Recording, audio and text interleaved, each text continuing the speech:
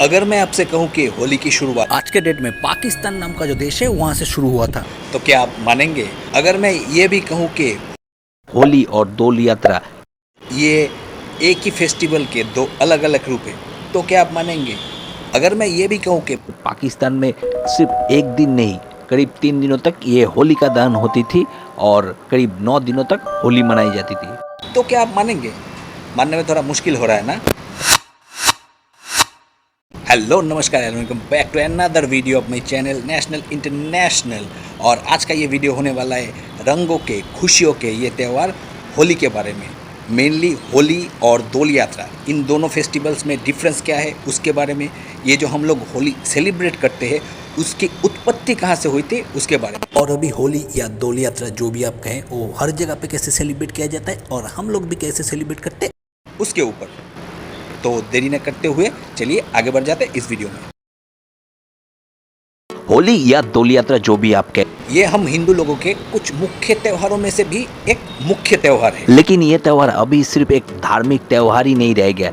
ये त्यौहार अभी रिलीजियस बाउंड्रीज को क्रॉस करते हुए हर एक कास्ट, क्रीड, कल्चर के लोग भी इसे सेलिब्रेट करते हैं। और ये त्यौहार अभी सिर्फ भारत में नहीं, 7 समुंदर पार करके इंग्लैंड से लेके अमेरिका, ऑस्ट्रेलिया से लेके कनाडा, अफ्रीका से लेके रशिया तक, ऐसे और भी बहुत सारे देश है दुनिया में जहाँ पे इस त्यौहार को सेलिब्रेट किया जाता है, वो भी बहुत ही अच्छे से।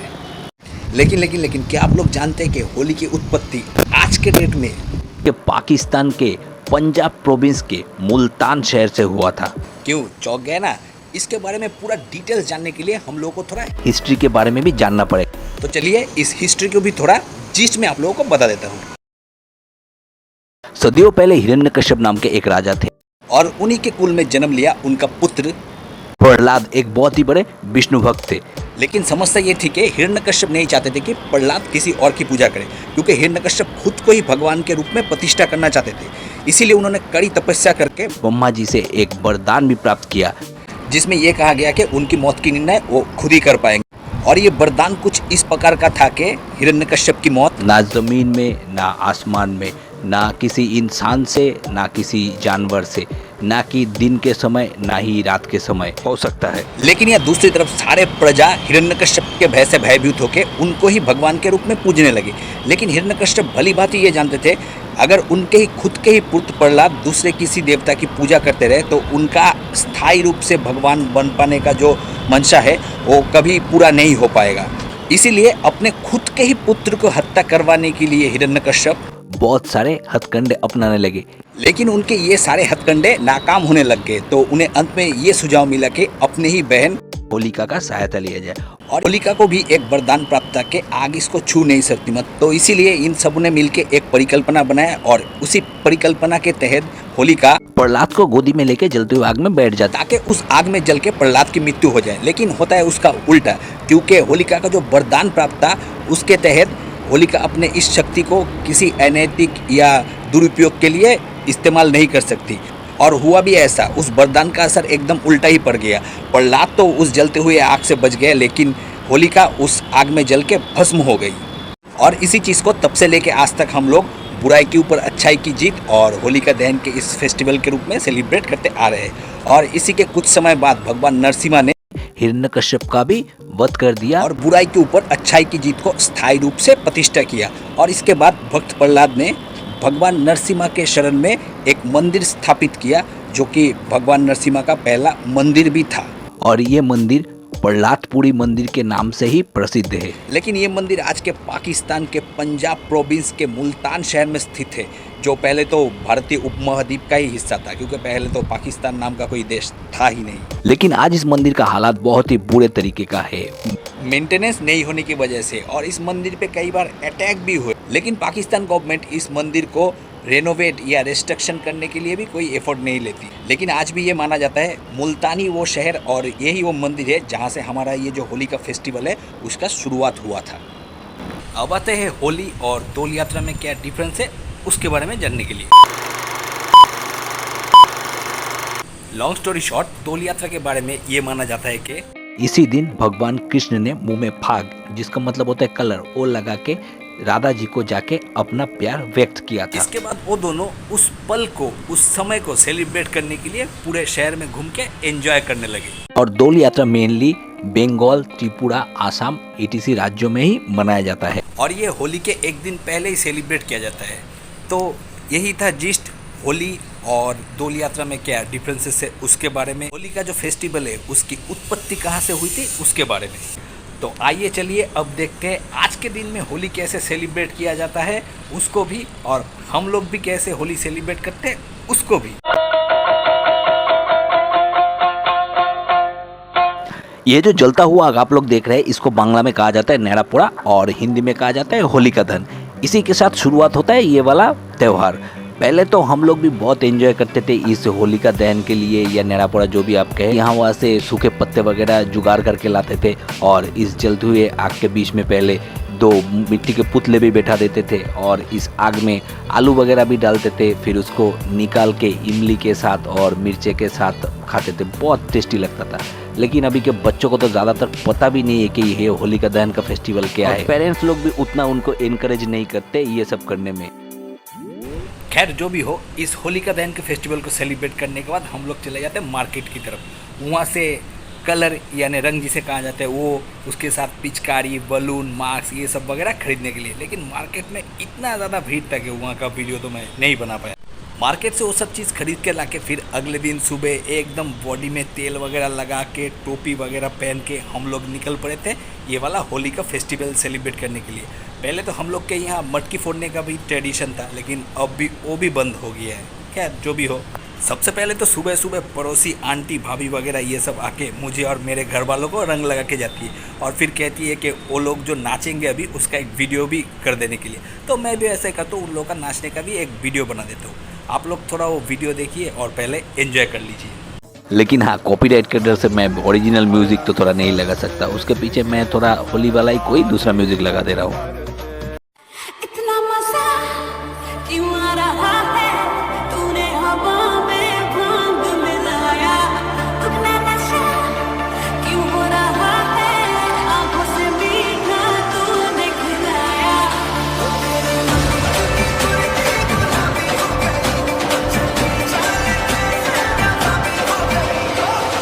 और बीच बीच में मैं उन लोगों को थोड़ा टॉन्ट भी कर रहा था कि आप सभी का अभी उम्र हो गया, लग रहा है कि आप सभी लोग का सांस फूल जा रहा है, और वो लोग भी ये सब सुन के हंस पड़ती। সবার বয়স হয়ে গেছে, সবাই হাঁপিয়ে যাচ্ছে।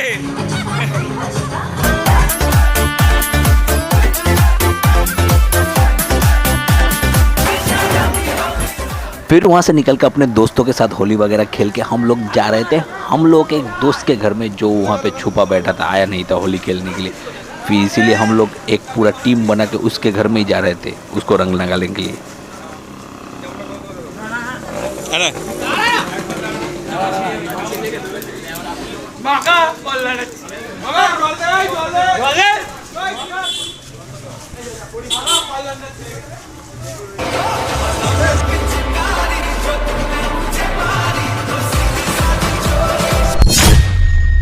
और इसी के बीच में एक भाई जैसा दोस्त है जो अपना टोटो लेके जा रहा था और जिसके गाड़ी में बहुत अच्छा म्यूज़िक बज रहा था। तो मैं उसे कह रहा था कि थोड़ा गाड़ी रोक दे, तो रोक दे, तेरे गाड़ी में जो गाना बज रहा है वो सुन के सब लोग डांस करेंगे। फिर वहाँ से 2-3 मिनट नाचने के बाद हम लोग वापस चले गए थे उस दोस्त के घर में जाने के लिए।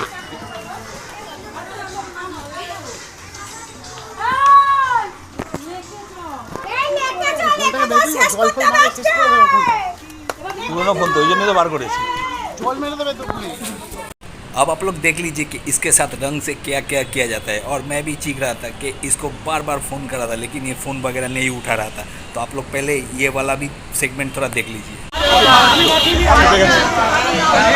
ছাড়বি না ভাই, ফোন করেছি, ফোন ধরেনি। আমি বাকিনি দাদা, আমি বাকিনি, আমি বাকিনি।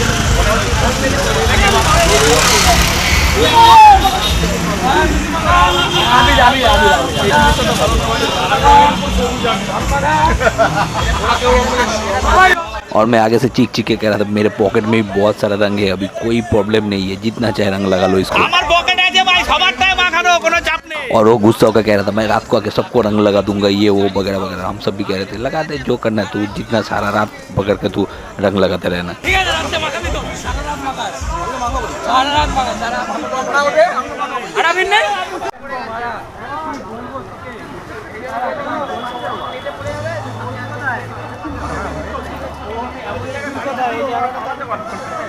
और उसके बाद मैं फिर से चीख रहा था क्योंकि इसका भाई जो मेरा बचपन का दोस्त है, क्लासमेट भी है, उसको भी नहीं छोड़ा जाएगा, तो उसको भी बुला के हम लोग रंग लगाते हैं। আরে বেবেন আছে ওখানে ভাই, বেবেনকেও তো ছাড়া যাবে না রে। ওই তো বেবেন আছে সামনে। এ বেবেন এই! ও বেবেন ভাই আসো, এদিকে আসো। তুমি এদিকে আসো। তুমি এদিকে আসো। হ্যাঁ ফোনই করছে না। এ বাবা এই বেবেন ভাই। এ না ভাই ভালো লাগে। আরে ভাই বেবেন ভালো লাগে।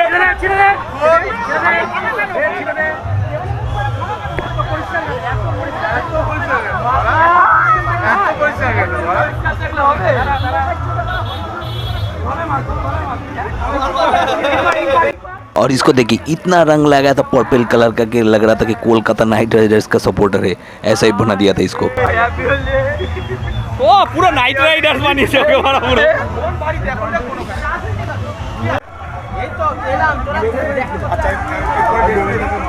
কি হয়েছে অসুস্থ?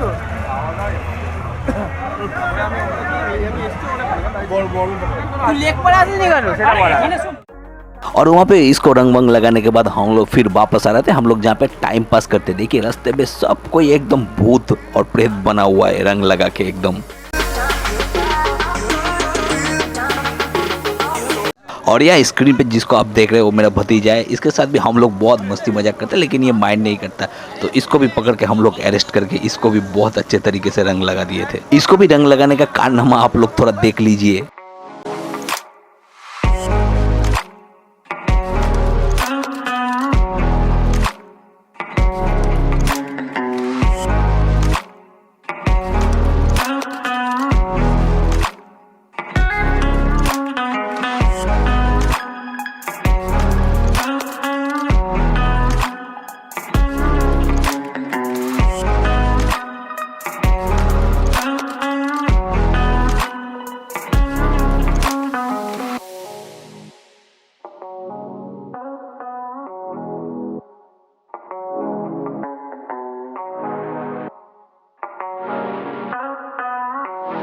इसके बाद हम लोग जहाँ पे टाइम पास करते हैं वहीं पे थोड़ा देर बैठे, रेस्ट लिया, फिर उसके बाद थोड़ा फोटोशूट वगैरह भी किया, फिर उसके बाद चले गए अपने अपने घर की तरफ।